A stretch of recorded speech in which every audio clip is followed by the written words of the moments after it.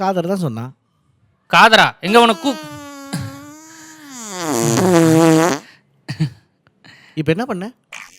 அதெல்லாம் ஒன்றும் இல்லைப்பா, விடுப்பா. இல்லை எப்போ இப்படி தானா? அதெல்லாம் அப்படிதான்ப்பா, விடுப்பா. எதுக்குப்பா?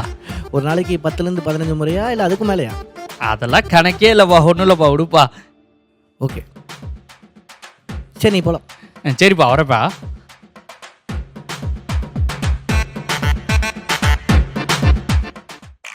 அவனை ஏங்க விட்டீங்க? எனக்கு அவன் மேல தாங்க சந்தேகமா இருக்கு.